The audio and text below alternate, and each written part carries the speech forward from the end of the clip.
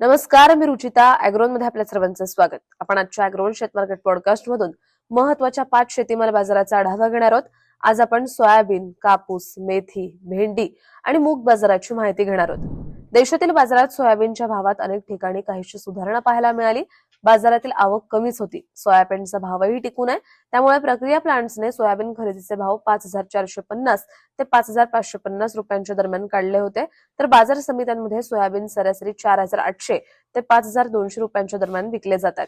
बाजारातील सोयाबीनची आवक पुढील काळातही कमीच राहण्याची शक्यता आहे. यामुळे दराला चांगला आधार राहील असा अंदाज सोयाबीन बाजारातील अभ्यासकांनी दिलाय. देशात कापसाचा भाव मागील 4 दिवसांपासून स्थिरावलाय. कापसाची आवक बाजारात कमीच आहे. तसंच सीसीआयकडेही आवक कमी आहे. कापसाला उठाव चांगला आहे. सरकीचा भाव राज्यात 4,000 ते 4,200 रुपयांच्या दरम्यान आहे. याचा आधार कापूस भावाला मिळतोय. सध्या बाजारात कापूस 7,800 ते 8,200 रुपयांच्या दरम्यान विकला जातोय. कमाल भाव आजही काही बाजारात 8,500 रुपयांच्या दरम्यान मिळाला होता.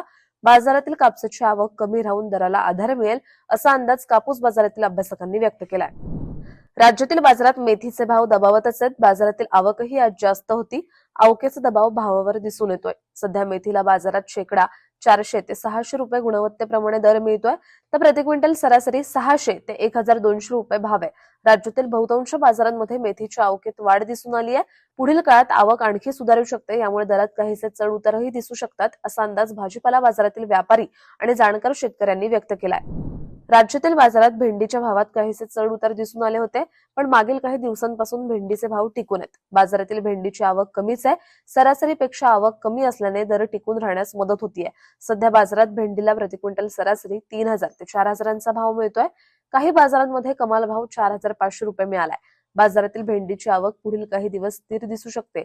त्यामुळे दर पातळीही काहीशी स्थिरावू शकते असा अंदाज भाजीपाला बाजारातील जाणकारांनी व्यक्त केलाय.